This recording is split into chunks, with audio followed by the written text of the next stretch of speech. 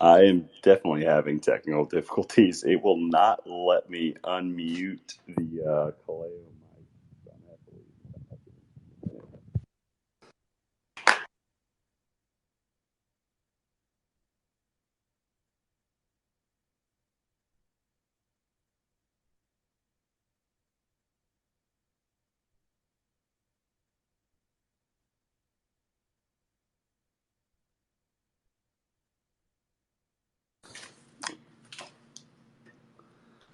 I think I got it. Sounds like we're back in business, baby. Sounds like we are. Now, I'm having a lot of technical difficulties this morning. Taking care of a couple of dogs at the moment that I typically am not taking care of. So I was running late. Like my girlfriend and her sister found a couple of strays in the neighborhood that were dumped on the 4th, and they're just little puppies. They're really, really cute. Anyway, so they're taking care of those two, and I'm taking care of their dogs in the process at my place. So anyway, yeah, I forgot that I had both of them. Had to take them each on a mid morning walk before I got started with this. So ended up running just a few minutes late. Then of course I come in and technical difficulties start up. But anyway, anybody that wants to be a speaker, going to go ahead and start inviting some of you guys up. Welcome to another edition of the Wonky Weekly Alpha. Excited to have you guys up here. Excited to do another week. Always enjoy this. Honestly, one of my favorite spaces of the week, every week. And before I shout this out, I mean, it's usually fun starting this off with a smaller space. So I like to kind of start off with a bit of a smaller crew, then work our way up here in a little bit. I'm going to pick a stonk to give away, and we'll get it shouted out here in a bit. And I will make sure to say something to you guys when I do that, and I'll pin that up at the top. That way, you guys can be eligible for a chance to win that stonk. But yeah, welcome up, Cube. What's going on, man? Before Cube unmutes his mic, I want to take some side bets on whether he's on the road or not right All now. right, I want to see peace signs if he is on the road, clapping if he is just at his house. No, Seeing a lot of peace he is. signs. Oh, Oh one yeah, clap. we We got got two one. We got claps. a couple people that believe that you were at your house today. Cube, do the big reveal. We're ready. The reveal is actually I am in my office basement. I am at home, ladies and gentlemen. Hey, that's a good. It's basically home, right? So yeah, I got an office in the basement here. We just got back in town last night, Nice. and I still haven't. I was going to go into work today, and I've been able to get away. So I got the phone on do not disturb mode because I am so pumped for this damn space with everything that's gone on in the last week. So hopefully not going to rug myself. Definitely just jinxed it. But very, very bullish on everything that's going on right now. Yeah, man. It's been a solid, quietly solid week. And then, found a fellow frog wonky head. I just made a mashup. I owe a couple people cubes, as I say every time. If anybody wants a new cube or anything, hit me up as per usual. Just shoot me a message on Twitter. So, gonna try to get some of those knocked out today as well. Yeah, looking at it right now, we are still 5 stonks away from point one on OpenSea, which it's kind of wild. Slowly creeping up, and I'll go back to what I've said a million times before, though. It's one of those things where, dude, even if it takes a little bit longer, like I'm not in this. It's funny. I saw a guy that put some stonks up for sale beneath what he bought them for 2 days ago, or like right at where he bought them for 2 days ago. And that's cool and all. Like people that are looking for that immediate flip, like, dude, that's great. But at the same time, I am. I've said it a million times. I really don't care where the floor is right now or where it is in a few months, because I'm confident of where we're going to be in a few years. And, it's one of those things where I'm fine with giving people time to be able to stack at these opportunities because, even this last week, you can just see like on a low volume week, because it really wasn't that much volume to move it where it was, it really did move. It moved the floor pretty easily. So that's one of those things going back to where I feel like, I said this a long time ago, and I'll echo it again. I feel like there should be a metric called like weighted average for the floor, in certain circumstances with this type of thing, because it really, just looking at whatever the lowest sale option is really isn't a true measure of liquidity as far as the opportunity to be able to enter into a project. Well, and I'd add there that I think the community within LedgArt and Wonky Stonks is unique that most of us have experienced or at least dabbled in investing and are cool with longer time horizons. I think in one of the channels, Rooster might have pointed out, or maybe it was T. Rooster, you can chime in on this, but so the project going back to October, how many projects that minted then that aren't truly air quote blue chips, are still hanging around and doing volume and are engaged? I mean, there aren't very damn many of them. Yeah, you can go through a lot. Like I remember one that I think minted on the exact same day, and that's a great point. Like creature toads, right? Creature toads had so much hype leading into it. And from the day of inception, I'm actually looking at them now. It looks like they've had like a few sales, like literally just a few over the past couple days. But like since their inception, they had the initial hype. They were one of those projects that they did they waited to reveal until a few days after the mint. And then after that, like, reveal day hype, you just look at it, absolutely nothing over and I haven't seen anything about creature toads since then. And, there are several others that I think are kind of on that same path, but obviously there are a few that have stuck around with it, right? I think Doodles ended up minting out a little bit later on, and like you can name a few blue chips that during that time frame did come to be, but it's a lot easier to go back and look through the graveyard than it is to look at the examples that are standing on top of the pedestal right now. No, and that's exactly what Cube is saying is the only projects that consistently have an okay amount of sales or more from 2021 are either blue chips and then or like semi blue chips like PA, right? I don't know if the general NFT community considers Psychedelics Anonymous a quote unquote blue chip yet. Um, but other than PA and Wonky Stonks, there's not another project, at least that I know of, that consistently has sales, you know, like we do. Well, and back to the creature toads. I mean, I'm looking at them. They had 3,200 volume, so 2.5x what we are. Their floor price though, 0.02, and I'm going back to May. They're averaging 1.5 sales a day. So a bunch of hype burnout, and I just think it's the community within Wonky Stonks is just a little bit different, and it's fine waiting for this and letting it play out. And it is truly unique. Also, side note, that's the wrong frog project to be in. Ribbit, ribbit. So I did enjoy Kaleo, seeing you and Pons kind of flirting back and forth on Twitter here over the week a couple days ago. Oh yeah, man. No, Ponce is a good dude. I'm glad you guys helped facilitate that connection. I mean, that's one of the things too.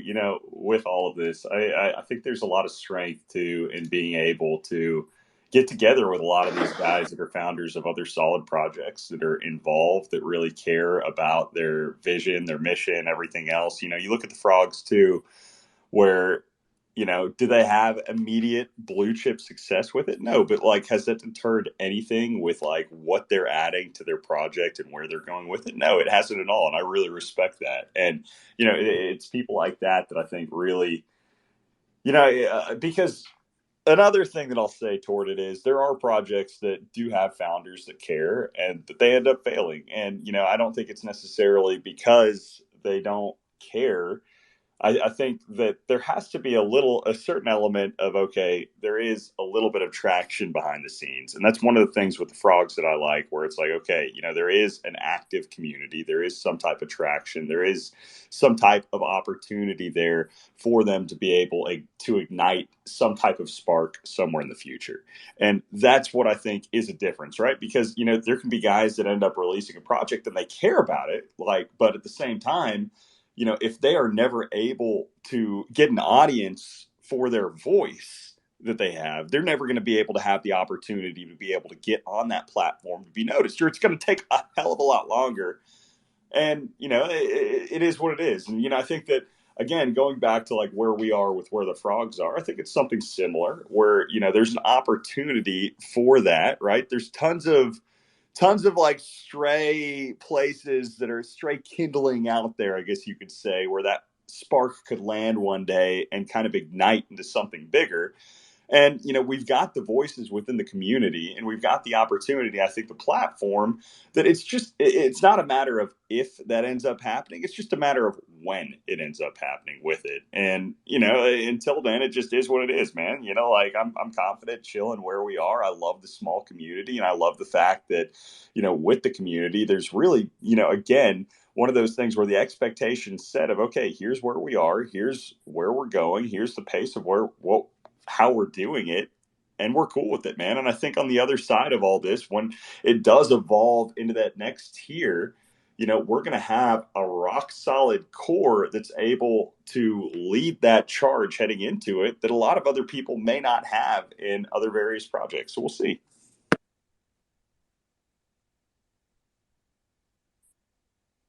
I'm going through right now trying to see which stonk I'm going to give away for the day. Let's go. So we will see. Mr. Johnny Solano, what's going on, man? Hey, how are you? Doing well. Dude, what's going on in the world of Solana these days? Well, all right, here. What I want you to talk about, is free mint, the meta of free mint. Um, so so I feel like it's really not free with the gas that you'd be paying in the Ethereum, due to the blockchain. But what do you think about free mint on Solana versus Ethereum? And then there's a really popular project that's coming out that's I guess is on the fence maybe of minting on Solana or Ethereum. That's gone real popular right now, so I'm definitely watching out for that one. But what do you think about free mints? Yeah. Well, I mean, funny you should ask, man. I mean, this was a free mint, so Oh, no kidding. yeah. This is a free mint last October. So here's my opinion on it, right? Because I was going through the exact same type of mental battle that you're talking about in October, as far as, okay, where do I want this project to be based on? Especially from the free perspective of, at that point in time, Ethereum was, heading toward a new all-time high, and gas was pretty ridiculous on average. I think that we actually did it on a relatively cheaper day at that time. It was around 70, 75 Gwei, which during that period was relatively cheap. But it's still not like, obviously there's a price to be paid going into it to be able to claim still. So I think two things about it, man. I think that there is the potential upside with a, truly free thing like Solana, where you're literally paying pennies. The upside is, okay, that friction to enter is basically zero. But, on the flip side, what I do kind of appreciate about the Ethereum gas structure to be able to enter into it, like, is it completely free? You might be paying $20, but that $20, $30, like, I almost feel like it still does put a little bit of skin in the game. It doesn't necessarily, boost anybody's, the founders, whatever, like, capitalize on the amount of sales they might be able to get heading into it. But at the same time, it does provide a little bit more skin in the game for the people that do enter in, and a little bit more barrier to, okay, like, I don't necessarily want to list this for zero immediately because, I did contribute something toward being able to claim this. The other side of the way I look at it is, you know, whenever choosing between the two, I just, and hey, I believe that there will be a solid future with Solana, right? But at the same time, when I look at the overall, like, where are the blue chips right now in the space, and what is the king of alts? The king of alts is Ethereum, right? So, I wanted to be built on what is, and obviously there are other points people can argue, but what you can't argue is market cap, durability, how long it's been around, and the fact that it does function under load, that it does pass that stress test. It's not in beta. So that was a big seller to me as far as, okay, this is where I want my project to be and where I want future projects to be. And not to say that there aren't opportunities for cross chain compatibility down the road for being able to bridge stuff over. But that's where I do see there being some advantage to Ethereum. But again, if you are somebody that is launching a free mint and you don't really have that quote unquote hype, you don't have the opportunity to have as big of an audience going into it, then I think Solana is definitely the place to go because, again, the barrier to entry is basically zero. So if you've got zero barrier to entry at that point for your platform, then that's the place to go. But again, like, I had hundreds of thousands of followers in Solana. It would have taken seconds. In Ethereum, it actually gave people a little bit more of an opportunity. The people that I think cared a little bit more about potentially getting into something, the opportunity for, okay, like, we can do this, and it's not necessarily something they're going to immediately forget about. I don't know. I Yeah, want a yeah. long ramble there. I want to hear your thoughts. No, no, I think that's great. I mean, I think Solana has that greater potential for the scalability and to attract new market participants. Um, I'm kind of looking to see how Ethereum on Solana would look like, you know. Uh, but yeah, overall, I mean, you made the right choice, But yeah, going forward, I mean, we'll see. We'll see what happens. I mean, if they're able to, yeah, work out the network congestion issues and they dropped a phone. I actually wanted to, when you have a moment, if you could maybe give us your thoughts on the Solana phone. The well, I wanted to know what you thought about that. Dude, you know what's sad? I really haven't done the reading that I need to on the Solana phone yet. Every time that I've got the articles pulled up and all of the information, like, I've had a really busy past couple of weeks, so they've dropped it right during a really busy period for me.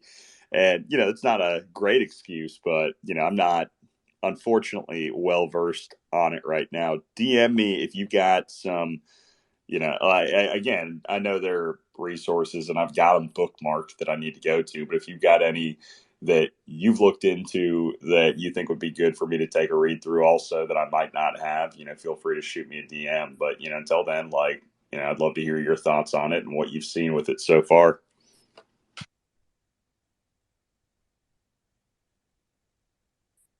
For sure. Yeah, no. So I was actually front and center when they made the announcement, and it's like everybody who's important on Solana Eco, like they were all there.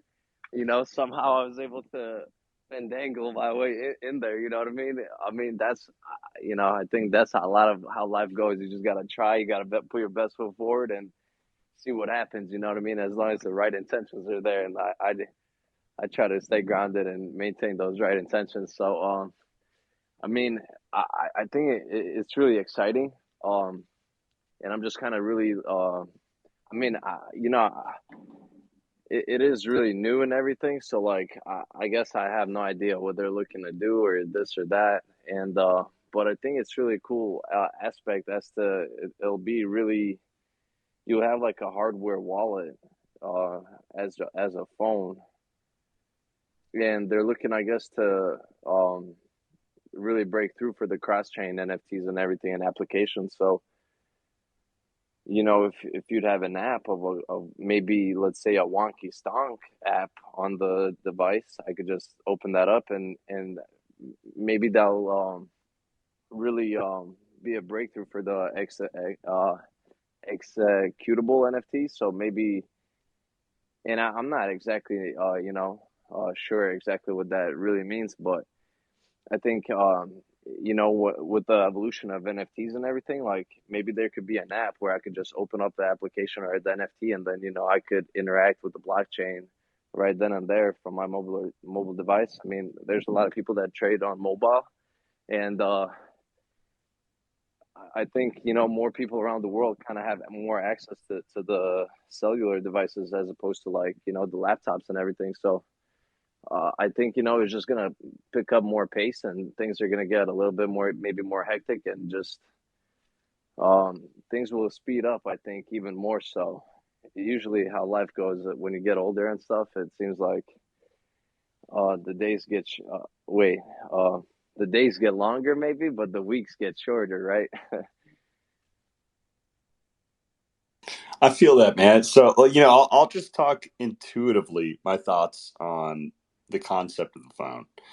I think intuitively, I like the concept, but the issue that the world is facing right now is it really is basically a monopoly. I don't want to say, monopoly between two or three companies that are out there. So does that mean there is an opportunity for disruption? Yes, definitely, right?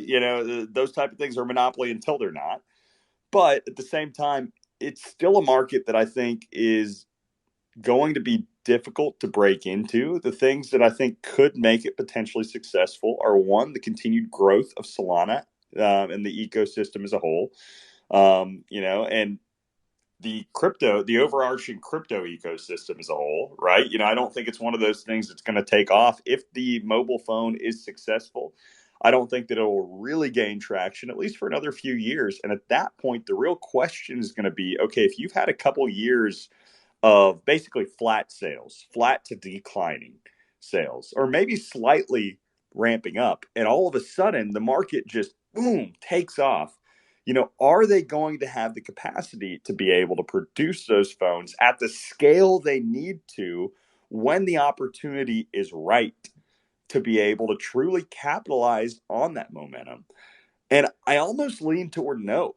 Nothing against them, but you look at some of these bigger names that have the opportunity, they already have that supply chain um, set up in place, and they were struggling to keep up with demand. So I'm just wondering how they'll truly be able to scale to that point, regardless of how well functioning it is. It might be a complete game changer as far as tech, but people are lazy, man. They don't care about game changers on average. They care about what's trendy and what's accessible. Well, and to that point, again, I guess it also is, what is Solana's, mission with this? Is it to be, a competitor to Apple? Is it to be a competitor to Samsung? Probably no. Is it to Yes. provide something that is a useful tool for people that believe in the technology? You know, Probably yes at this point. They might have aspiration and vision to be able to do something bigger down the road. But as long as number one and is their priority of, okay, we're just providing a useful tool to people that want it. We're not trying to scale massively at this point. This is what it is. Then hey, I think it's a cool experiment. Yeah, and they sort of did have like a big not what am I saying? So it is sort of like quite exclusive right now. Originally, as they have said, I think that ultimately, like, the first ones rolling out will be for like people that are like super big fans, and like that are really like kind of the pioneers of the space, where like the developers and stuff. So and like you said, I think the timing is really critical and important. I think and if the timing goes right and everything, and it's like the next big thing, it's like exactly like the people that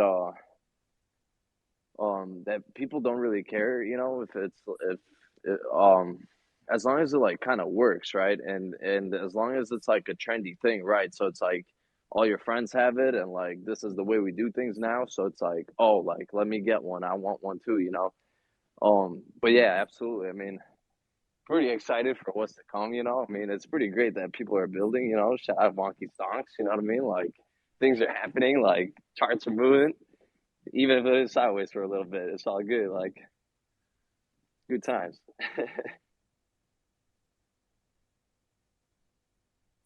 I feel that, man. Hey, so when are they starting to ship out the phones? Just out of curiosity. Well, I'm actually not exactly sure. Say one Okay. of maybe October, but that might be completely off. Gotcha. Yeah, man. No, I mean, again, one of those things I'm extremely interested in. Want to do more reading, but just haven't had the opportunity to dive in like I want to yet. Little bit embarrassed, but trying to catch up right now on everything. So No, but yeah, yeah, just I mean, sitting there and seeing like Anatoly with Sam, like you know, sit down together in the presentation and just discuss the potential partnerships and like where it could go and everything. I mean, I was like mesmerized, like I was like under a trance when I saw that. I love it, man. You know, again, one of those things that I think we're going to see a lot more of that type. And you know, when you're looking at taking all of this mainstream, right? These are going to be the type of integrations and applications that we're going to have to see to start to kick that off. Because what I really think that it does is that it challenges the people that are the ones that own these monopolies of, okay, here is something that might end up being a competitor to us one day.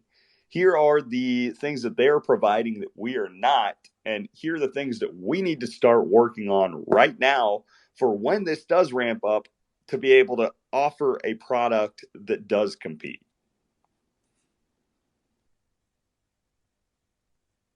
So I don't know. We'll see. Yeah, I'm curious to even see what that would look like and what it would do differently from, like an iPhone per se. Because I haven't done any reading up on it. Been super busy these last 2 weeks, so I'm kind of ignorant on the whole Solana phone aspect. But I can't seem to piece together what they would be doing differently and how it would be, more beneficial.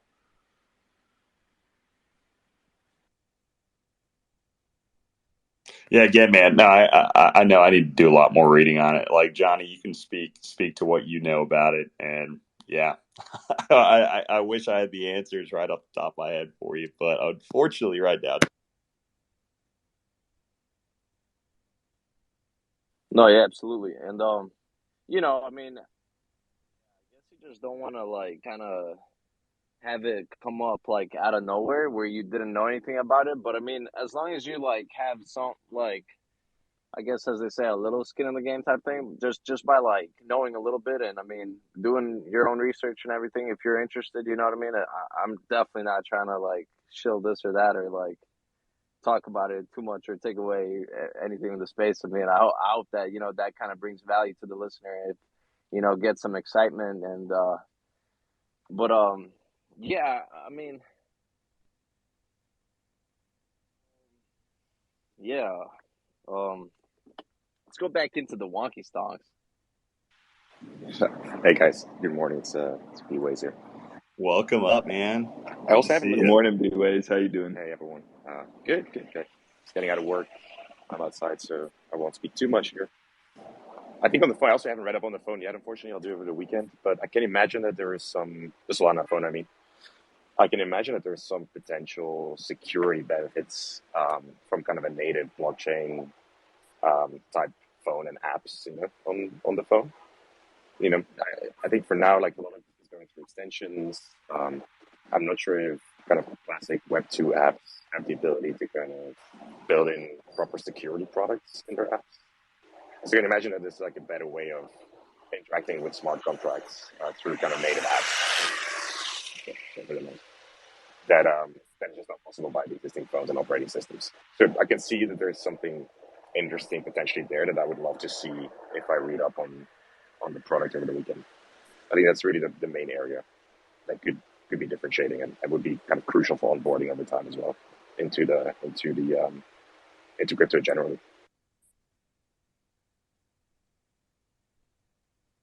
Yeah, that's a good point. I can understand, you know, being able to build apps that you wouldn't be able to build otherwise. But I'm kind of curious, with Solana's reputation, if it would even be functional if like, too many people try to call at the same time or something and all the phones shut down or whatnot. No, but yeah, I mean, I just kind of thought of gaming, and it's like a lot of people really do a lot of gaming on the mobile devices type thing. So if it was like, you had a game right then and there, just like, I mean, you have some applications on your phone maybe already now where you like click on a little game and you go and play that. So if you have like a sort of a game on the phone that's on the blockchain and everything, and you're like, I don't know, rather that's like learning some stuff or just purely entertainment where you're just having fun. And I maybe mean, you could earn rewards and stuff along the way in yeah, I was crypto. gonna say that might, be a potential benefactor is, easier integration with the Web3 play to earn games, compared to your basic Web2 games like Angry Birds and stuff.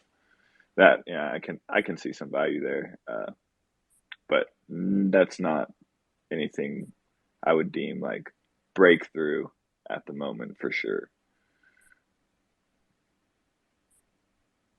Yeah, we'll see. It'll be interesting, man. Like again, one of those interesting things to watch. I think we can picture a lot of what this space is going to look like and what it's supposed to look like in the next few years. But I think when it practically gets there, it's something completely different than what any of us imagined. So, I mean, I don't know. Just going to be patient. We'll see, and be interesting to see how it plays out.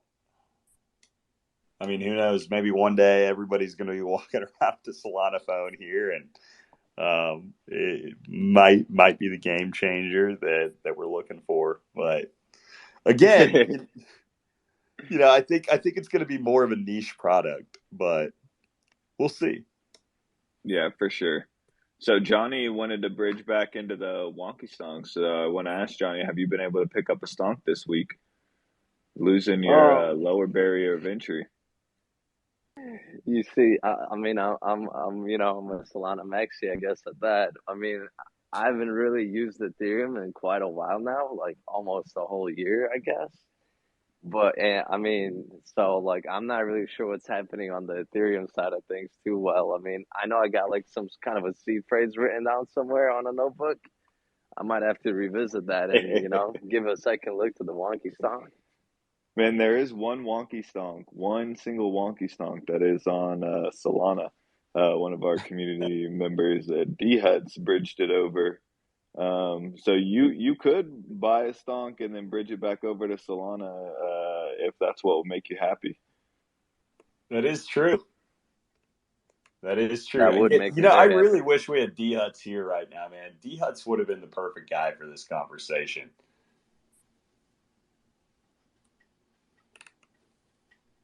Because that man, like, yeah, he's a legend. He's actually, I think, he's slowly transformed himself into a Solana maxi. But yeah, for one of the projects that he was working on, he sent a wonky stunk through the wormhole, and there is one officially that lives on chain over there now because of D Huts. So that's what we might have to do. We might have to get D Huts to set that up again, and then sell Johnny on it to be able to get in on the wonky action. No, man, Yeah, but it's been a good week, and it's been one of those where it's been I feel like it's just slowly been picking up, and it's fun to watch. But again, one of those things where I'm just like, yeah, again, I'm not. over pressured about anything about where we are, where we're heading, anything like that. I think it's just important to be patient because, going back to the conversation from earlier about how all it takes, like there are a lot of opportunities for these sparks to land somewhere. Whenever you've got as thin of a floor as, there is right now on the stonks, it really doesn't take that much to be able to move it up to that next level, right? And the interesting thing that I've noted just about like market psychology, as far as a lot of people going into this is, you think that as the floor price increases, that there'd be a reaction for people to be like, okay, there's traction being built here and we're going to buy into it. And there is that, but there's an interesting balance because there are also people that are like, okay, we ended up purchasing a stonk X amount higher. And you look at their wallets, and the average people that are selling stonks in this zone are people that have NFTs that literally are worthless and can't sell anything else. Um, and so I understand from that point of view, if you're looking for any type of liquidity in your wallet, you look down, you're all of a sudden like, oh wait, I've got this stock that like I didn't realize, and it's having a little bit of action. Yeah, I'm going to go ahead and grab that liquidity as we I'm go. sweating. And, and that's fine, man. Like, I love that people have the opportunity to be able to do that because, again, going back to what Cube talked about for, you know, how many projects are really in that tier of having survived and not fully in the graveyard from that, late fall of 2021 timeframe. And there are a lot more in the graveyard than there are that aren't. And that's what I really see with a lot of these wallets. A lot of people that have minted around that same time. There are a lot of full graveyard projects that are mixed into that with the stocks. And I'm like, okay, I understand where you're coming from with this then. So, full disclosure on my side, I did sell two stonks, but they were like, I'm getting very picky now. And so, like, aesthetically, on the huge run up back in like October, November, I bought some that just aesthetically I don't like as much. I think they're kind of dumpy looking. So I got rid of my poopy colored ones, and I was missing a green area chart. Picked one of those up, got my on a couple others. Um, but I'm so pissed at myself for that area gradient that I mashed for Y there a little bit ago. That is one of the coolest stonks that got picked up. And shit, didn't we have a ribbon go a couple days ago for like 0.35 or something like that? Yeah, I think it was 0.37. If I had to guess the exact, it was something like that. So yeah, there's interest in the ribbon, and with that ribbon, I think why it sold where it sold. If you look at it, there weren't many ribbons that I can find out there that had, at least, especially ribbons that are for sale that had that high of a return. I think it was a 260+% return that was with it. I think it might have been a wave. No, it wasn't a wave rider. I forget what its trait was, but I'm pretty sure if I had to pin it back, it's the return. And that's one of those that a lot of people that I think, that are looking into this project, that it's a little bit of a different trait as far as rarities that a lot of people aren't used to because they're not used to being able to slide a scale and say, and, that's one of the cool things I think about the generative art mixed into this is, okay, there is something here that is a little bit different than that. That is one of the, part of the data that was returned back with this and was included on the back end. And it's just shown in a different way than a lot of other projects have their traits shown. Yeah, and I know I've said this before. It's just kind of unique how everybody has something who's collecting wonkies that, yeah, they're attracted to. So like what AO it's T, he's a sucker for all the red ones, right? I like gradients. Wonka, I still don't know if he knows how to identify one. Seeing if I can get him to come up and speak. But it's just such a cool project, and it's completely different, like you alluded to, Kaleo, with different indicators. If you're not familiar with trading, you're like, what the hell is a Bollinger Band? What's a VWAP? So once people dive into the project, everybody finds something else that they gravitate towards, and that's another reason why I love the stonks, man.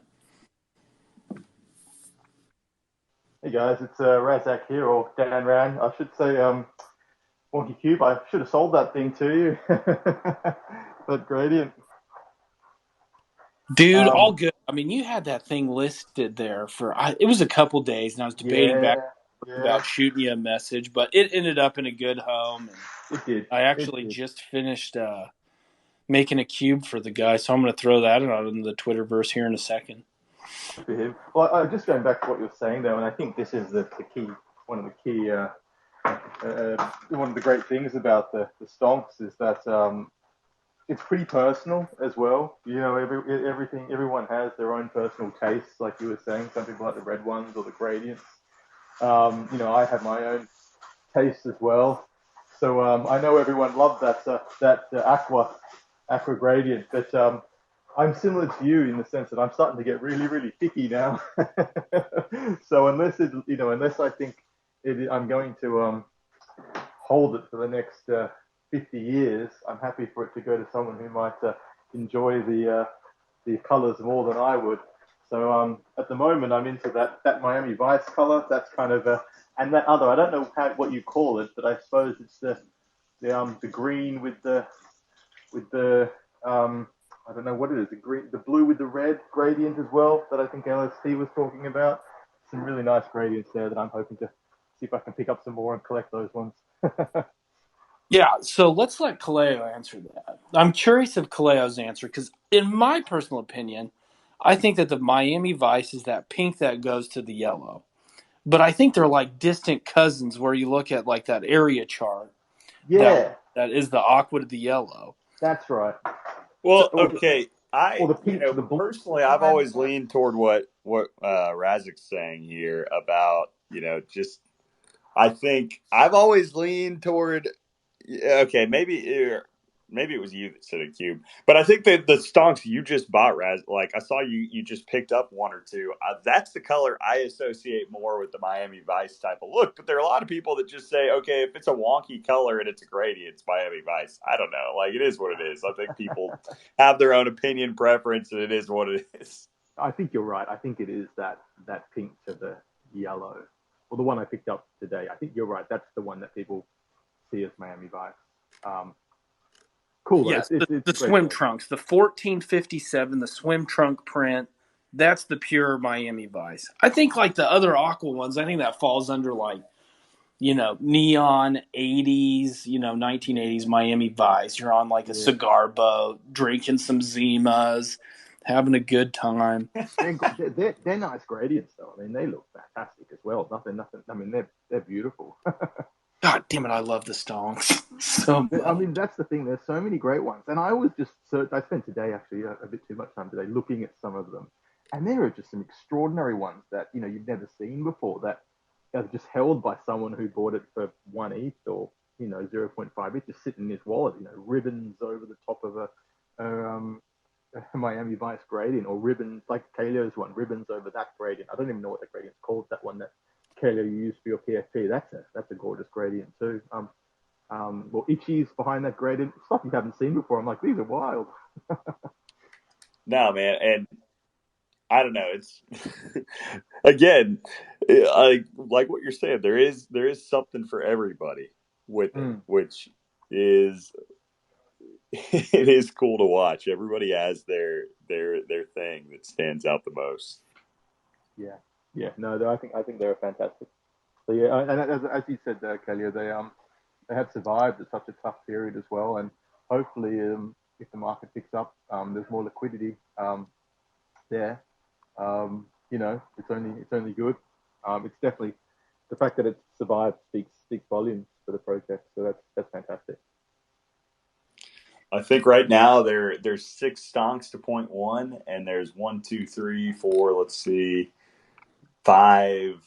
Six, like 60 something to point two, which again with that process as a project picks up steam, and this has been something I've just been studying with a bunch of these NFT projects in general. Obviously, 60 something becomes a lot more than 60 something because they're the people that end up entering into a project purely for a flip. So they'll buy it and then they'll post it a little bit higher, and it ends up adding a little bit more. So that same stonk, or there's some people that it reaches this mental place where they're like, oh, it is worth it for me for this stock that I bought a while ago. I want to go ahead, just cash out. I need liquidity, and they end up doing that. And it's cool. It's all part of the system of being able to go, to be able to grow, because that liquidity needs to be there. You need to have sellers for there to be buyers. So it's part of it, man. But again, going back to it, as far as where we are with being the free mint from where we're established, and where we're going with it, I'm confident that, okay, the crew that's here, we everybody knows the vision. I think everybody believes the vision. So as far as when it truly does pick up that steam to go to the next level, it'll happen organically. And it's something else that I've thought of recently. Is there are a lot of projects that I think push out these secondary drops way too early, and they do it just as a stimulus, almost to try to provide a little bit of excitement to the initial project. They don't even care about the project that they're dropping the second one, right? They're just trying to boost that initial one. And that's something that I'm never going to try to do with this, right? I think it's really important to establish real strength in that core initial project before you move on, you do something else, because otherwise, I think, yeah, you might get a quick boost in the initial one, but all you're doing is really diluting your own longer term value. Because if you end up dropping that second one and there's not a true market for it, then it ends up just hurting yourself in the longer run. Because if you try to drop a third at that point and there's zero demand for it, they're like, well, the second one did anything. All you're doing is continuing to dilute, and you've lost the ability at that point to really be able to regain that traction. So I think it's incredibly important to continue to focus for however long that takes to be able to establish the legitimacy and the traction behind that first one, rooted in the core community that, has been there throughout the entire process. And then when it is time, you end up looking at those other options for, okay, here are ways that we can continue to add, be able to bring in people that may be priced out or may haven't had the opportunity to get in initially, that missed out on that first year or whatever it was. And at that point, you look into ways to expand your community. You look at the Bored Apes, and yeah, they did the Kennel Club, but with the mutants, they didn't really add the mutant side of it until apes were, definitively the number 2 blue chip that was out there.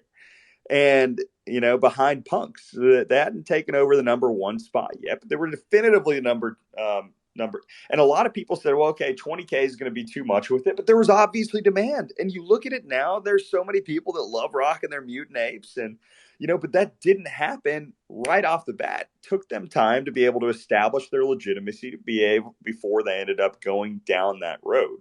And I think there are other projects that you can look at that, like MFers is an example, right? MFers, I think, dropped their crazies, and they did have a little bit of traction with that going into it. But I don't think the crazies have really been able to maintain that hype after that initial drop, because there was a little bit of fallout with that. Point being, I don't think, had the core figured out for what they wanted to be as a community before they ended up establishing and dropping that. And because of that, I think you look at it, I think they're going to struggle a little bit more than they would otherwise to be able to regain traction going forward.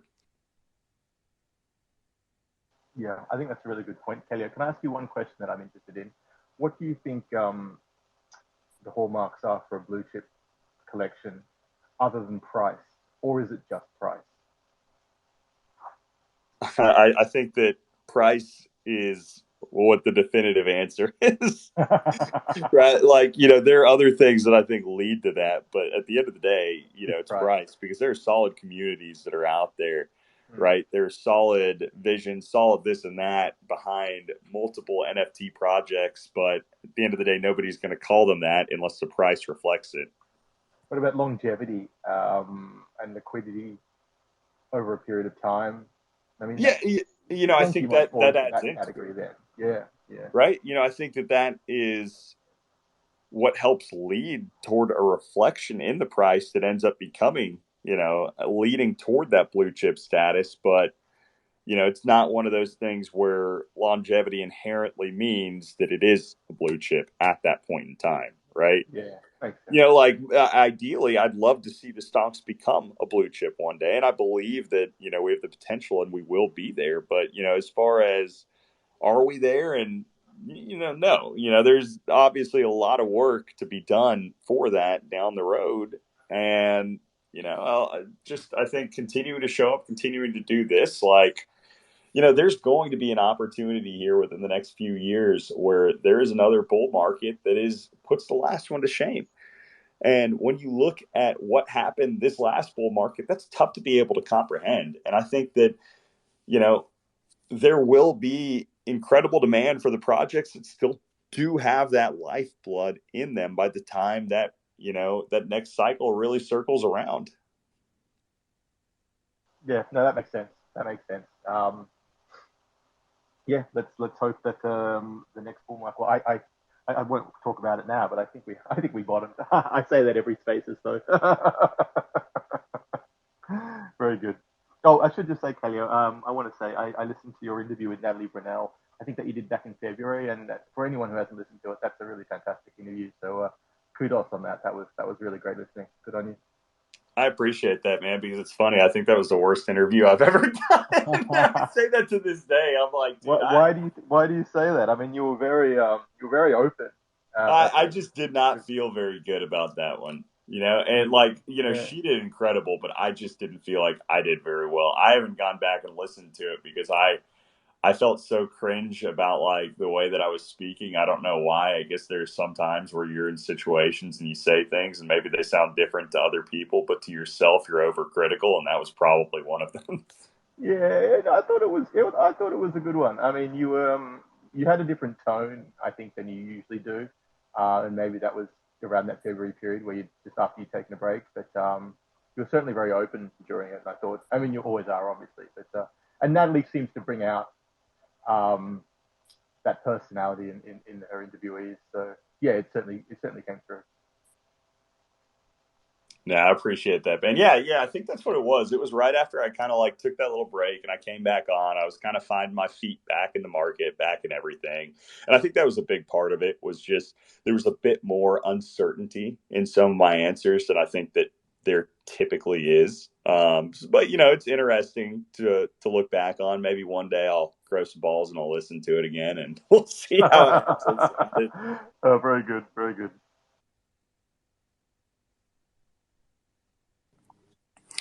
Dan Rand pointed out, or Razik, however you go. God, I just confuse people all the time with No, that. I'm sorry, that's my fault. I got to change one of them, and I just never did. I started one after the other. No, I Never should thinking that know because you have they that would dope join. ass pink cube. It's a shortcoming of mine. But I think you pointed out, all these dormant stonks that are sitting in wallets. Like I just found one that has to be a cousin to the famous 661. It's a raspberry area right now for like 0.125. And it looks exactly like 661. Time frame's the same, chart movement's the same. But it's been really fun seeing some of these ones that have been hidden away for so long kind of popping back up. Yeah, it's amazing just trawling through some of them. If you just sort of search the gradient combinations and have a look at them, you see some really fun stuff for sure. But I've like asked this before, like I wonder truly how many like stonks, I wish there was a way to find out, that were minted, haven't been sold and are still sitting in, a wallet somewhere. Like I wish there was a way to find that. Maybe there is. Somebody smarter than I probably knows that answer, but God, there's so many damn good stonks. Yeah, Dune Analytics, I'm sure you can, if somebody pulled it up, you could find that. Way beyond me. The cousin of 661 is 7579 though. What I end up noticing while I was after I saw that super bullish ribbon sell, I went and checked my bullish ribbon that I hold, posted it up on Twitter like yesterday, maybe the day before, and found out it was actually there's only 9 that have that quick of a high return. So Just found that out about one of my stonks. I think it's number 5560. So I went and sorted by minute time interval, an hour, because that gives you the shortest time frame, right? And then sorted by higher than 200% return. Found out I had one of the quickest, highest ribbons, which is pretty cool. Never knew that about my stonk until just now. That's awesome, man. I still prefer the ribbons. I think that's my favorite indicator. I mean, everybody up here that's speaking, Kaleo, I mean, if you got to pick one indicator, you're ride or die, which one is it? I mean, again, I've said this before, and it may, as far as the indicators go, it may not be the most popular, answer because a little bit of a higher supply. I think 6% with the ribbons, but dude, I love the ribbons. So I'm the ribbons guy all day.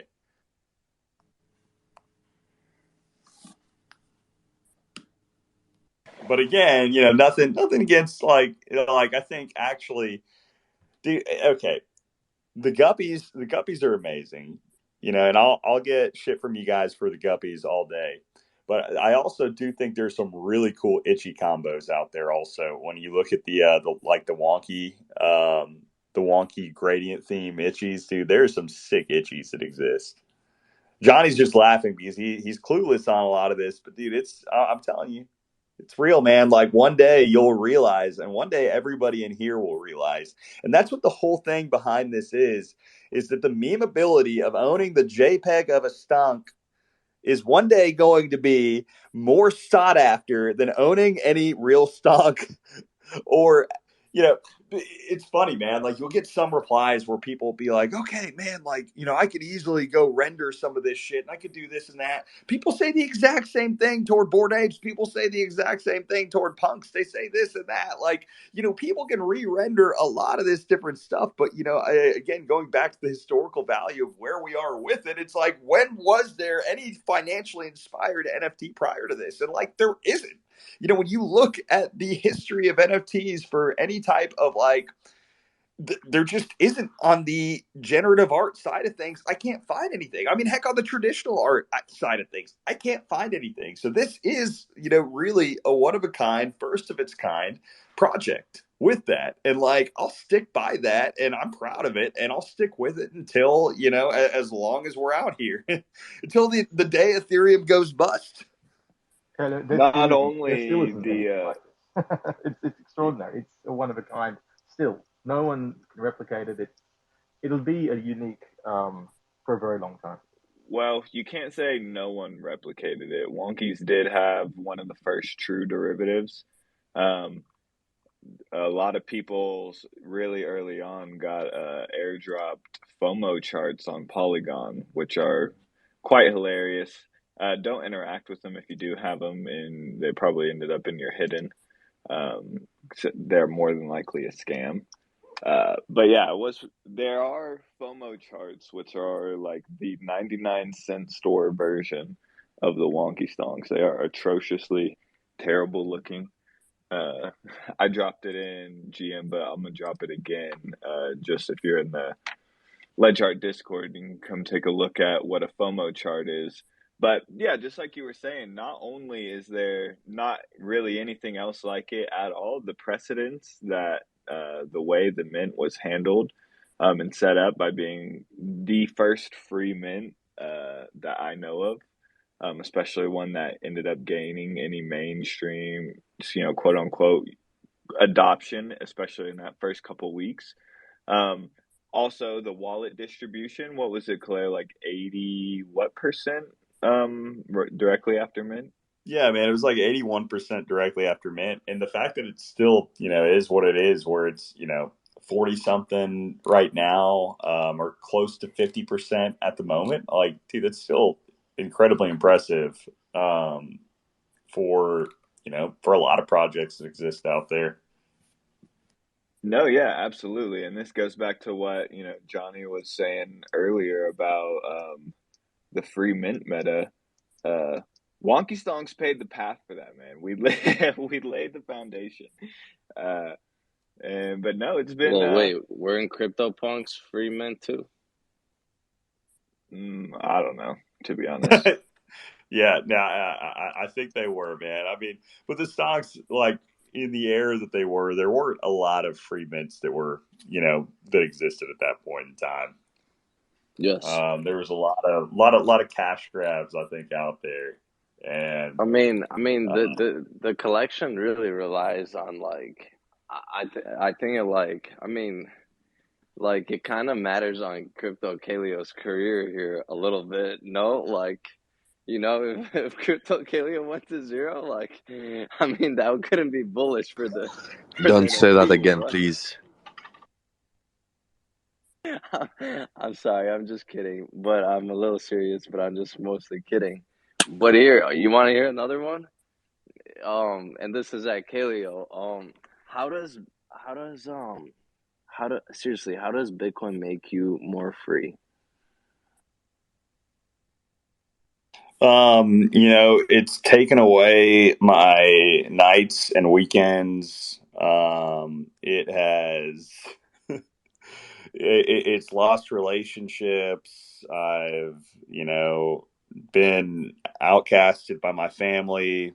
And I'm just, um, dude, I mean, how does it make me more free? Inherently, like, it doesn't. I mean, I'll say this: it does in the sense that it gives me more flexibility to be able. You look at right now like a bank. I don't know if you've dealt with like many transfers with a bank, with how frustrating that system is of being able to send any type of capital, significant sums to people. And obviously, you can do this, like, this is more of a crypto in general answer, but being able to send large sums of, value quickly, and trustless, not having to have that third party confirm it, waiting days and hours to be able to do it, but being able to do it on the spot does make a huge difference. And, there are certain things as far as being able to move it. Obviously, right now, a lot you have to move back into cash to be able to do that. But, through Bitcoin right now, a lot of the times, if I need to extract a little bit of liquidity, like, I know ways that I quickly can do that, and you quickly can send it. But, I think it's a better answer as far as people in the third world countries of being able to send and transfer value with that right now, of not being able to have your assets immediately frozen. Right? I mean, heck, you even look at USDC. USDC can be frozen in a wallet right now. A lot of people think it's perfectly safe, but it's not. So I think that having that, and then again, having the security behind it, that is unparalleled by any other network, there's a lot of value behind that. So yeah, man. I mean, as far as Bitcoin making me free, bro, I mean, like, what kind of question is that? Like, it doesn't, I don't know. Like, I I I believe wish in my it, credit like, for card where it's heading and what transactions. it what opportunities it provides, and what it can keep me away from as far as, down the road. But, like, just easier sending of value Yeah, is the immediate answer. I wish my credit card transactions went through faster and were reliable. I wish I had Lightning Pay so I could pay short-term capital gains as I spend my crypto in a secure fashion.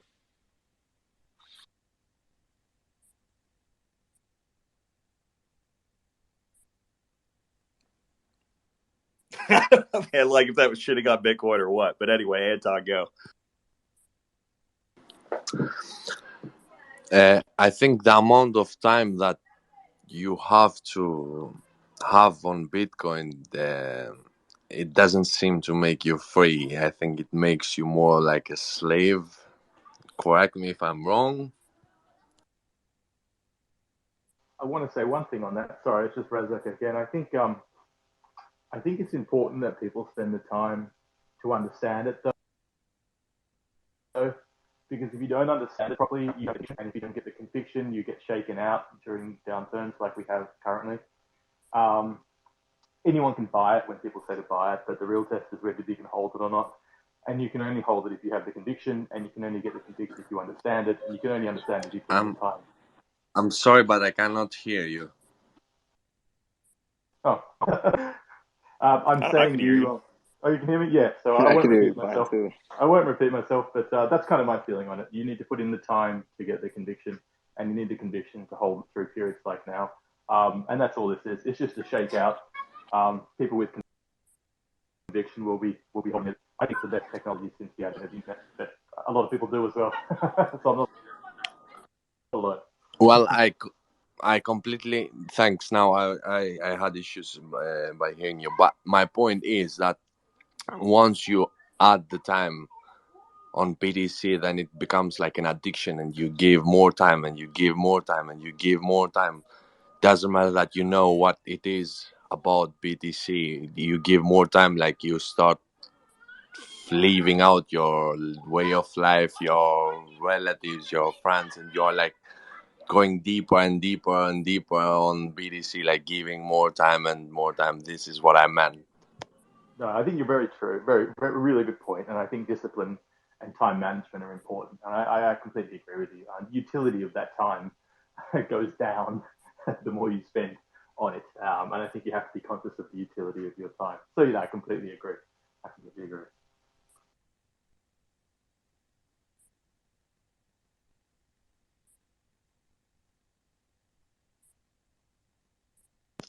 Ram, what's going on, man? Hey, Calio. All good, brother. Thanks for bringing me up. Basically, I just had a question for you. I'm looking more at the equities market, and I know you're, vastly experienced. So basically, what do you attribute like this little pump that we're having? Is it just a bear rally pump, or do you think that macro wise something's happening? Because from what I hear and what I've read, like we haven't even started feeling heavy macro pressure. But then I see the markets. I don't know if people Bro, I'm just gonna got stop you right there. I got call bored it bullshit. on Monday and just were anxious to get in the market this week.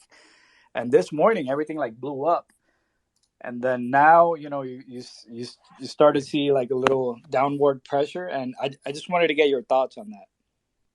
I mean, I call bullshit on the fact that we haven't even felt any pressure yet, man. It's like we felt pressure.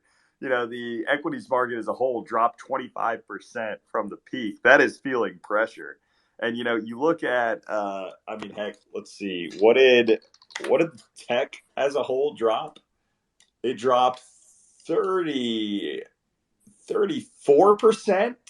And obviously there were blue chip names that dropped like 70-80% from their peaks. Dude, we felt pressure. So I call bullshit as far as not feeling pressure in equities or crypto, right? Like we felt pressure. And I really, you know, I guess we're on the precipice of one of two things, right? Either a recovery, whether that's slow and grinding that out, or truly a catastrophic global meltdown. Um, and I'm gonna lean toward a little bit more on the recovery side than the catastrophic global meltdown, because typically when people get fears and they start talking about a catastrophic global meltdown, it's after a move like this, right? Where they're like, okay, well maybe that's possible and maybe it's likely. Why do they think it's likely? Well, they think it's likely because that's what price has done literally since, let's see, since December. So, like, what else can they think other than down? It's what people are trained to do in the middle of a bear market. They're trained to think that down is the only option and that heavier down, right? And they don't believe that until they're this deep into it. So, do I think that that is necessarily what's going to happen at this point? I don't. I really don't think we're going to get a catastrophic global meltdown. I mean, yeah, is shit bad? Yes. Like, will it maybe happen one day? Probably. But like, is it going to happen now? I'm just leaning toward probably not. Okay. No, that sounds great. I just wanted to get that perspective because on the other hand, you hear people like, and these names they're fucking ridiculous, right? But like Shamath and all those people, right? And they're talking about, oil can go to like 300, 390 a barrel, right? And what that would imply. So obviously it's bear market, right? And you have everybody just shitting over everything, and everything's going down, everything's going to hell. So I appreciate you, just sort of shining a little bit of light on that. Been in the market for about 2 years, so I've known up only, and yeah, I mean, absolutely, it feels like right now everything's a scam, and everything's going to zero. So I appreciate your comments. Yeah, no problem, man. I mean, like, this is just one dude's thoughts, obviously, but that's kind of where I lean right now as far as where we are, and I really think that we're we're way closer to a bottom than we are anything else. Anton, what's up, man? I should add as well, it's no, Uh, not. if I may ask, guys, is there anyone else here shorting BTC at the moment? I'm so sorry for the question. No. No. Yeah, there are quite a few people. I At mean, least with a obviously there short. are, but I'm not. I think it's quite a lot of people shorting into CPI next week, actually. And it was like pretty strong labor data.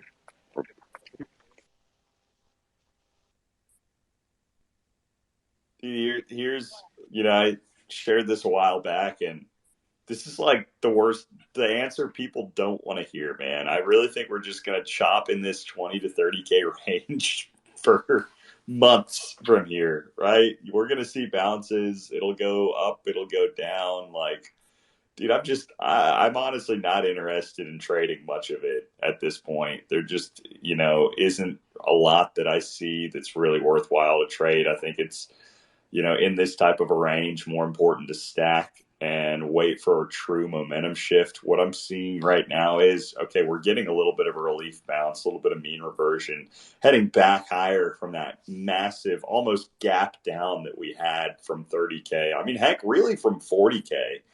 And, I think we'll fill a lot of that gap back up to the high 20s. But it's just a matter of, like, will it be sustained? Is there anything that's really going to drive that immediately, shift to a new bull market, new all-time high yet? I just don't see that. So I'm waiting a little bit longer. Like, yeah, right now, am I more bullish than bearish? I actually am.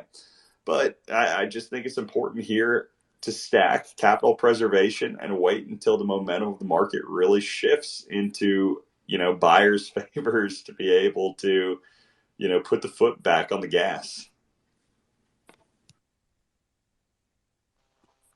Okay, do you think the contagion from like 3AC and BlockFi and Voyager, has it already been priced into current prices, or do you think there's going to be further smaller entities that are going to fall in as a chain reaction?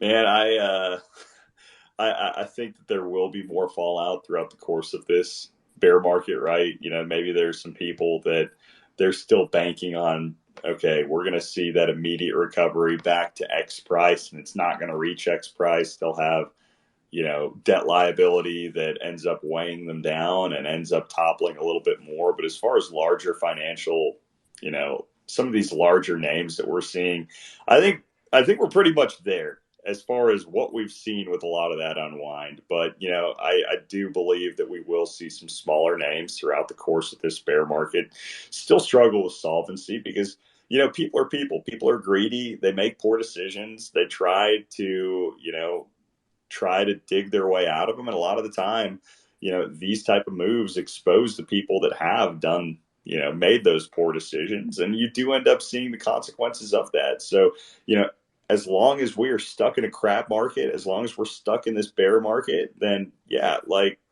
I think we will see more organizations fall by the wayside as whatever they are depending on, whatever metric it is, just doesn't come into fruition. So, but I'm hoping, and this may just be a hope, hopefully it's not just a hope, I'm hoping the majority of the colossal size organizations that we've seen unwind and fall apart are done.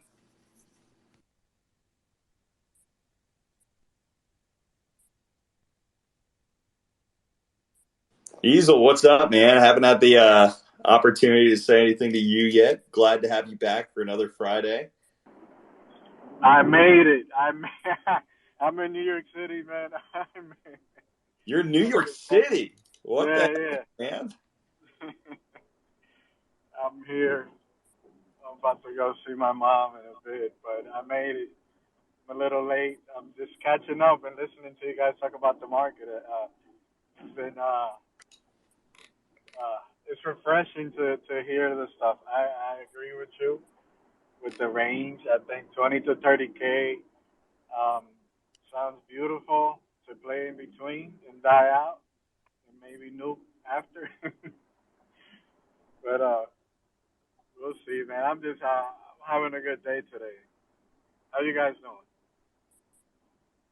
Doing well, man. Dude, I thought you were from the Midwest. Oh no. I live in PA, and I run around New York and PA all the time.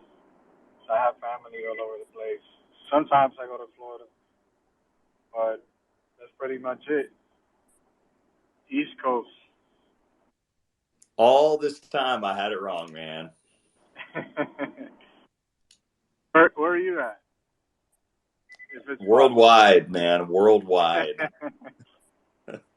wherever the internet is, Kaleo is. Let's go. Yo, who's been buying all the wonkies, man?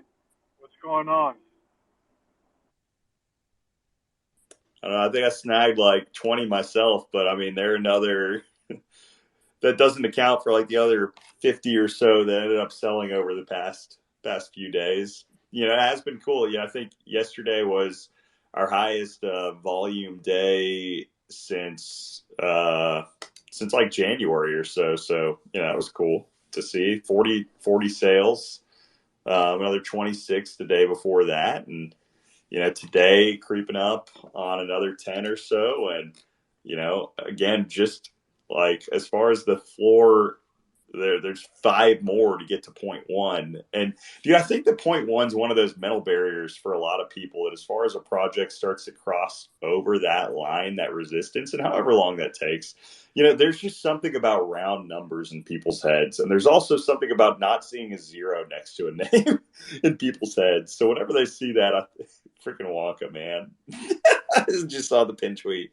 There's something like about those bigger round numbers and crossing those thresholds that I do think drives a little bit of market psychology as far as okay, maybe I should start to pay attention to this. So I think it'll be interesting as we approach and cross that barrier and that threshold. And again, you look at it like half an ETH to be able to get to that. I mean, heck, a little over 1 ETH just to cross above 0.1 and start to get the 0.11 0.12 area. Like, that's not much at all. That's a little over $1,000 to be able to drive that. Like, dude, that's basically nothing. So again, as far as igniting a spark within something like this, doesn't take much. I'm loving it, man. I'm loving it. Been working quietly, and man, I'm so fucking hyped. I'm sorry. I usually don't talk about the, but man, the wonky spaceship. Oh my god, that shit is looking. That shit is looking beautiful right now. Love it, man. So how is the sandbox going? Well, the whole thing is, man, I have. There's a wonky experience, right? Like a little storyline, a sci-fi wonky, experience, and then there is the sandbox, which it's leaning more towards like being able to create a 3D version of your wonky in a way. Plus, the whole environment and shit. So there's two things going on which is the ability to create art. Sorry, the GPS talking right now. The ability to create art, which was the beginning, and then a little story-driven game mode to experience with the Wonkies, which I have to get on with you as I am now in the developing phase. So, you guys see me 3D modeling and doing all that stuff, but now it's like when things start to come together and interaction, certain decisions have to be made now, so it would be nice to get on and have a little chat about my idea and how, what it could become. I'm excited, man. I'm happy. I'm pumped for you, man. I think it's something cool seeing it watch and seeing you slowly grind on something that you're passionate about. I love it. And think if there's a community that deserves something cool, man, it's this community. I don't think the what started from here, man. I always say that. I say it 1,000 times. I'm happy putting in the hours and the time. When I make it for it, I just feel good. I don't care what happens after. You know what I mean? As long as a few of us enjoy it, that's good for me.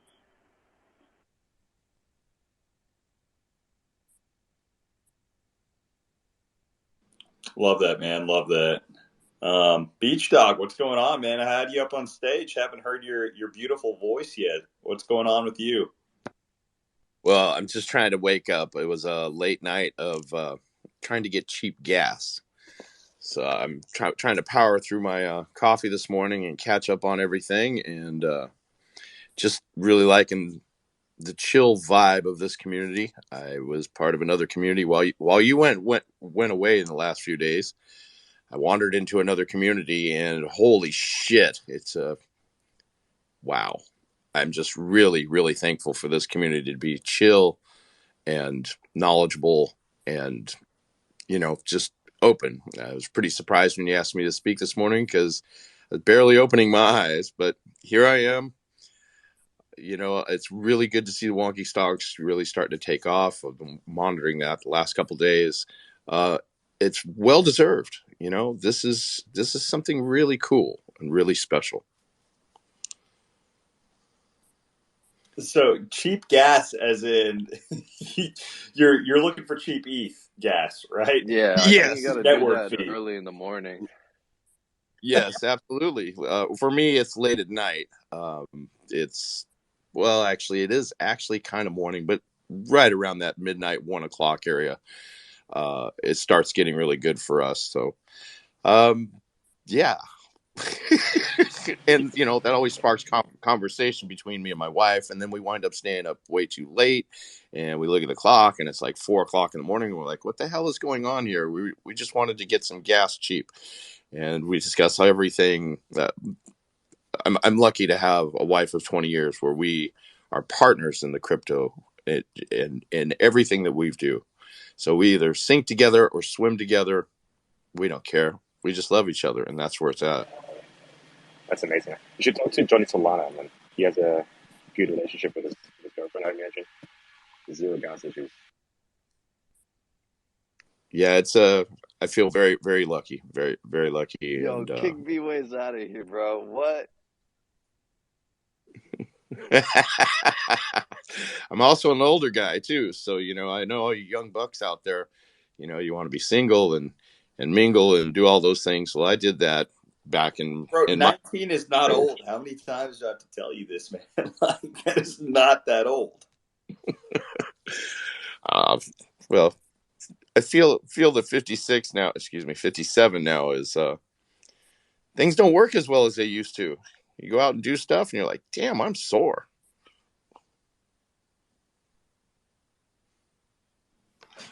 Oh man, it looks like by the way, the 661 impersonator just got snagged by LST. Just an FYI, Cube. I don't know if you just saw that. but the 7579 was officially snagged. I sank my own ship there. Full You really responsibility did. for my actions, but as a salesman, IRL, I did my job and just tick that volume bar up a little bit. Well, that's good. Great. It's a cool stock. Cool stock. It's going to a good home. It's like adopting a puppy or a cat from the shelter. LST's a good guy. That's fine. I can sleep at night. Yeah, LST briefly held the true 661 until he made a deal with 80. So I guess he's That's having a little bit right. of buyer or seller's remorse. He's got to That's cope with the right. off-brand 661. That Brand. Yeah, it's Kroger. It's the house brand 661. The Kroger brand 661. Yeah. Man, I Very remember strong. when I first started off and I was Johnny Ethereum for like a month in the beginning or first 2 months. I was also even Johnny Bravo for a little bit, until I evolved. But I remember talking about like an NFT I saw on Twitter Spaces and everything, trying to learn and saw a really cool collection of some kind of NFTs. I mean, I thought it was cool enough, I thought it'll be reasonable. Maybe I'll buy it and I'll sell it for more later. And I like saw a pretty rare one, they're like telling me like some rare traits in the chat, and I'm like, oh man, this one's listed for the low, like it's got this rare trait and it's like the cheapest one. And then before my Ethereum transaction went through, some guy literally sniped that before me. And that was a really good learning experience. I mean, luckily the collection went to zero and stuff too, so got that guy good. Wait. You were Johnny Ethereum at one point, man? Nah, it was actually just Johnny Bravo, but I was on Ethereum. But and then on that same space, actually, I remember like I learned about Johnny Tsunami and stuff, and I was feeling pretty wavy. I was like, yeah, I'm gonna be Johnny Wavy, Johnny Tsunami for a little bit too. But that didn't even last a week. Really, I was like, it's kind of maybe that's not my brand, really. Didn't make big enough waves, I guess. Have you ever been Johnny Come Lately? That should be your name when you hop into spaces for the first time. What? Johnny Come Lately, the new kid in town. Yo, that's fire. Yo, what, can you DM me that? Yo, Cube is not rugging today. What's going Uh, on? So, I don't know why I haven't done this. I mean, I'm not up there with Beach Dog in life experience years, but I just realized maybe if I put my phone on Do Not Disturb mode, I won't get rugged. And I'm working from home, so that helps. That's what I'm talking about. Oh, is the intern gone yet? No, ma'am. He's out. Dude, so it's 100 degrees out here. He's out signing fields for me, like putting decalb corn. He's like banging posts into the ground right now, out and about, so we can like air quote advertise, our corn and soybean hybrids out in the countryside.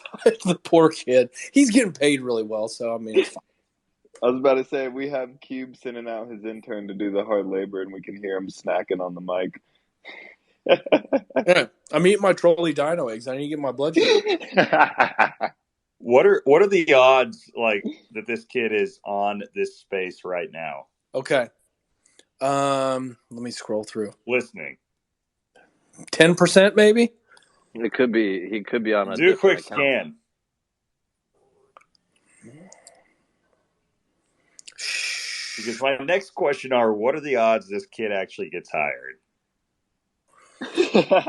Well, I've had some interns in the past, and this kid at least gets it. He comes from a good background. He's got another, like, I think 2 years left in college, though. But he's not on here, thank God. Not gonna make it. That'd be hilarious. No. Good kid, but he's doing the hard work today, and then I guess I'll take him to Taco Bell or some shit tomorrow. Or on Monday. Shit, it's the weekend. True indulgence, right there. Take him to Arby's. No, do not. Yeah, hook your boy up with some Arby's. Get Get him a Jamocha shake. I had some Arby's yesterday. That's probably underrated in the fast food category. No, here we go. I'm not even going to get into the whole bacon thing, my microwavable bacon pig thing, Rooster, since you're the bacon, perfectionist. But shit. Yeah, I need to get my, God, I feel like an ass. My intern was going to get one when we were hanging around like .04. And I was not a good steward to the NFT community. I was going to help him set up a MetaMask and shit. We just hadn't done it yet. But he'll be all right. I think it's roughly the same price in USD value since Ethereum has broken all of our hearts. Yeah, that's true. It really is from the beginning of the summer, if you think about it. Jesus. Yeah. Yeah, it's crazy that you can get into a cool Wonky Stonk for $100. Bozo's grand prize game, the bucket challenge. You get that $100 bill at the end. Yeah, if I hadn't dumped most of my ETH reserves on $1,200 Wonky Stonks, I'd be eating them up right now. But I was able to snag a 9 trait for like 0.06 something the other day, like rank 200, I think, maybe 100s. Pretty happy about that. I'm gonna need you to give me a 9 trait cube. At your service. Dude, shoot me the stonks you want. I can knock that out for you today. I still don't own a 9 trade either. That's something else I need to check off the list.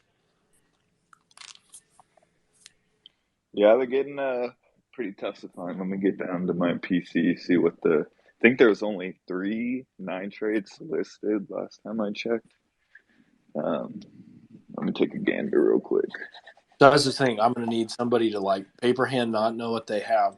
But there's so many damn good snipers out there that snatch up the good stonks the second they're listed. Let's see, 9 trade, primary, secondary, 9. There are, drum roll, 6 9 trades currently listed, actually for relatively reasonable prices, right around 0.2, 0.22, 0.222. So yeah, there are a couple 9 trades still out there right now.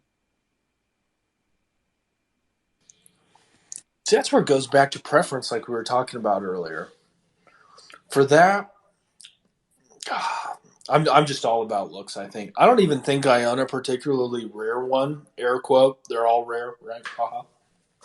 I just like I'm looking for stuff that's going to mash well or cube well with a gradient background. So, I don't know. Bro, I'm just so tempted right now, like at this moment, to snag that 0.15 ribbon that's been sitting there for a couple of days. Ooh, the area one? Yeah. Yeah, that's a good stonk. It kind of looks like it's like a waterfall falling off a cliff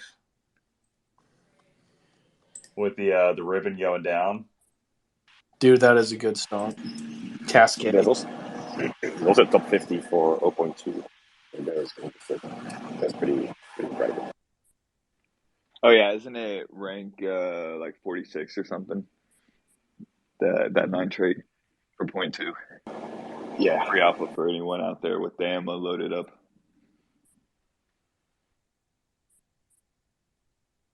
Anton, what's up, man? Guys, we will have a red or green weekend. What do you guys think? Yes. Yes. No. Makes the most sense to me, man.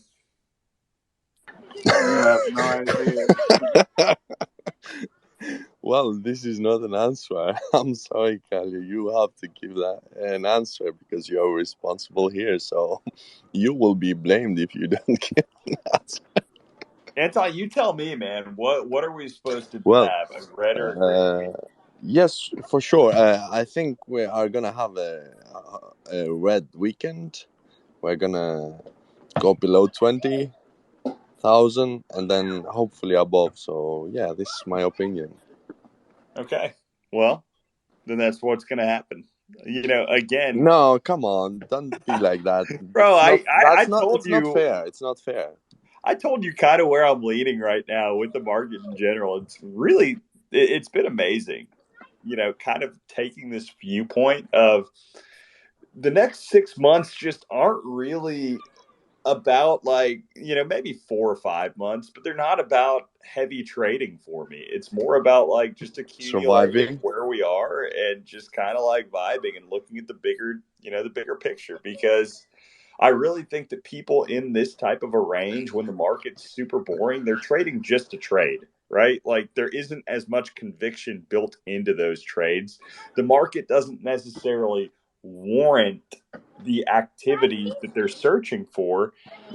And, in that type of scenario, it almost leads more toward gambling where, can you nail some of these lower time frame moves? Yes, but like I know my strength is riding the momentum whenever we do end up getting there and putting the foot on the gas then. So, at this point in time, like I'll look at the bigger range and I'm like, okay, 20 to 30K, great. Like, that's an opportunity to stack for the longer term bags throughout it and like not really worry about the mental taxation of just being in a trade to be in a trade.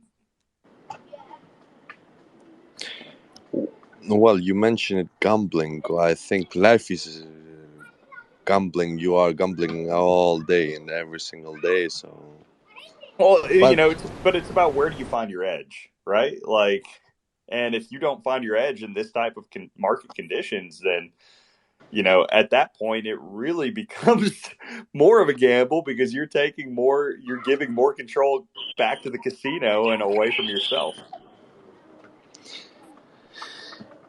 Listen, you some of probably these are recent not. things, Probably you definitely are right. So, well, let's hope we have a red weekend, and for Monday, let's go green again. Hey, I'm rooting for you on that one, man. And again, I don't mind a little bit of red. I'm confident in where Bitcoin's going and where the market as a whole is going, later on this year. So, but between then and now, my whole thing is just, dude, keeping up the vibes and being able to maintain, some semblance of sanity and just hope to survive until then. And like, I know the way I'm going to be able to Easy, do it easy, is to be able to not easy, trade as much. easy to say, difficult to do it. Thank you very much. Appreciate your opinion. Cheers, my man. Thank you. Yeah, Anton, if you're bored and you're looking for something to long with conviction, you're in the Wonky Stonks spaces right now, and it's probably had the best performance, one of the better performances in the market over the past week or two. So that's where I'd be putting my money if I was bored.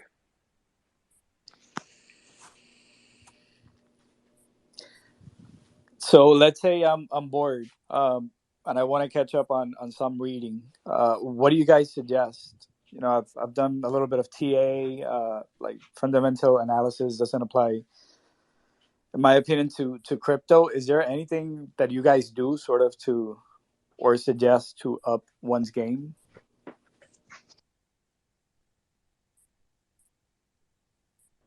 I don't know. I think uh, I think everybody's gonna do what everybody's gonna do. If you want to separate yourself from the pack, I think it splits down, right. Like I see it three ways. You got guys that trade with conviction for the long term, basically accumulate in the bear and laugh in the bull market. You have guys that trade everything, anything with pretty basic tools, and obviously most people lose if you make money. And then you have the guys that learn and go a little bit young, creating their own tools and understanding the market and figure out little things that can make them trade better. I think this is the perfect time for something like that. Either you're stacking, or you're building a project, or you're building your tools to take advantage of the market. I think like if you sit in the middle, it's a lot harder than doing the others that I mentioned.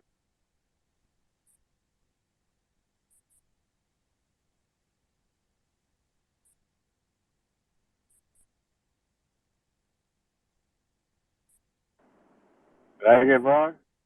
Sorry, no, I had to run and take care of something. I just got back to the phone.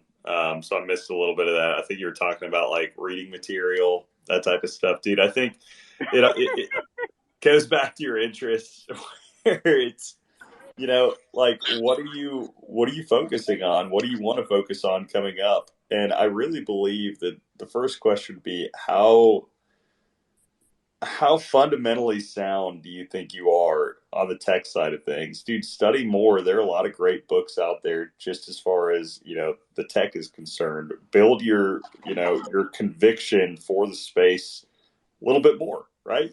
Because I think times like this where the market's down, it's easy to question your conviction. So, number one, understand why you're investing in what you're investing in. And then from there, man, I mean, dude, just focus on, like, if you do want to focus more on trading, dude, there are a lot of good materials out there that you can find as far as books. I mean, you can also find it as far as just guys that are out there that have free educational resources, like Crypto Cred has a great resource as far as TA that he shares for free with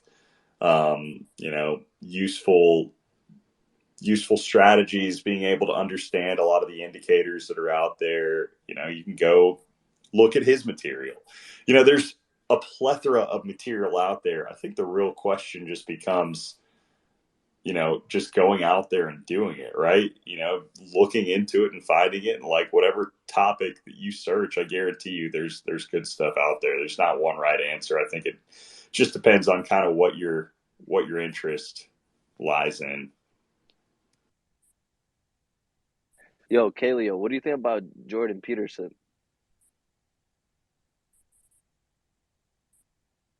Who? Jordan Peterson?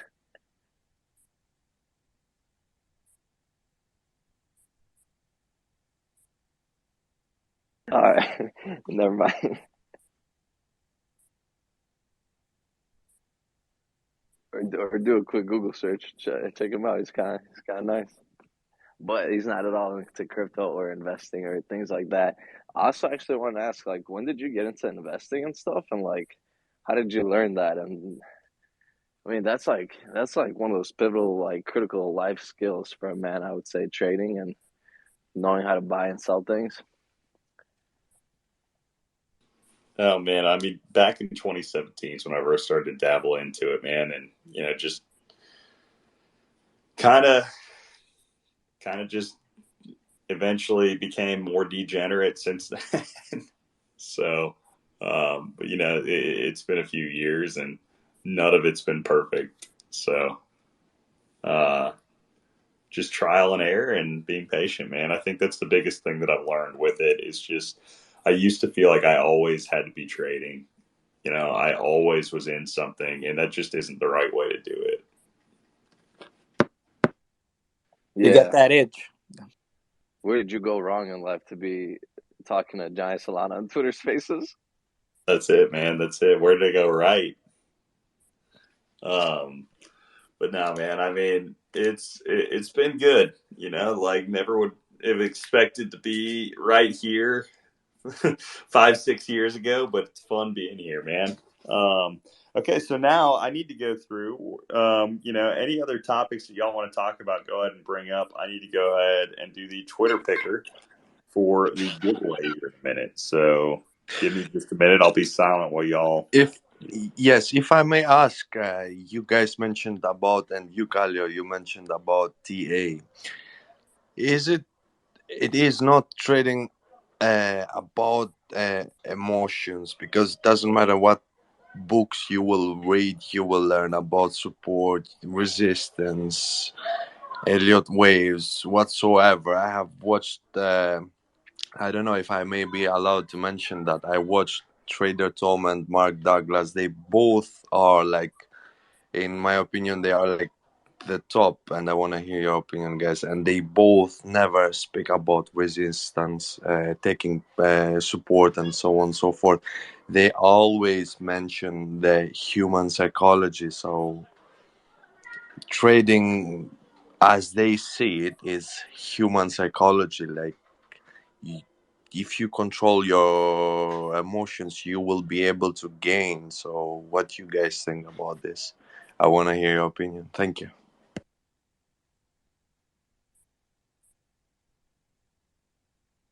I don't know, man. Can you guys hear me? Just want to make sure I'm not rugging again. Yo, hello? Ezelbolt? We can't hear you. Can you hear me? Yes. What? Yes. Okay. You know, the thing that I find the I think the most fascinating thing about the concepts of trading is the fact that there's a million ways to do it, and what works out for another guy doesn't mean it will work for somebody else. Um, you know, there's guys that trade the order flow and the lines and indicators are shit to them. And there are other guys that just with a little line, support and resistance, they make a shit ton of money. But because they are, I think it all comes down to your system. Like, if you say you're going to buy there, when it goes there, it's all psychological. If it hits 20K, I'm buying. And when it's at 20K, are you buying? You know, I think it's overcomplicated for some people, and the approach, the time frames that you're looking for, decides the type of trader you are. Your long-term returns, you need money right now. You're looking at the 1 minute chart, and so the tools change with that. I think that bashing or saying that one thing doesn't work, I've seen just learning and researching like some of these guys use the most simple thing ever. Probably what you learn in the first minute of TA, and they make a shit ton of money with it because they develop a system with it. And eventually, there's certain patterns that you're not going to learn with a book, a video, or a couple of days. That trading a little line or a simple moving average sometimes can be just enough. So to just answer your question of somebody saying like they don't trade like that, I think it's all personal. I think you need to find you need to find what you can see. You got to see it in your own way because the candles and numbers, whether it is time based, tick based, you are going to see it different than I do. And it's all going to come down to the system that you use and your conviction when the time comes.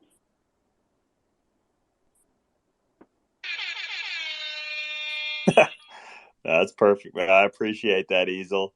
Okay, I do have a winner that I'm going to announce real quick. Bill Allen Signs. I am going to DM you. DM me your ETH address, and I will shoot you over the stock. I love that. It's perfect timing for it.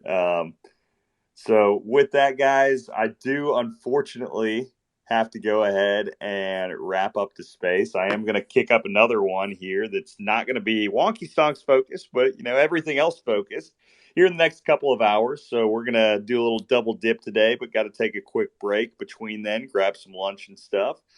But appreciate all you guys. Again, it's been a really fun space. It's been a fun week watching the stonks, watching the stonks slowly climb and grind up too. I think we're still right now four stonks on OpenSea beneath point one. So pretty cool. Maybe, dude, how cool would it be if we come back here at the end of July and 80s baby comes back and somehow, the floor of the stonks is like up to point two or something like that.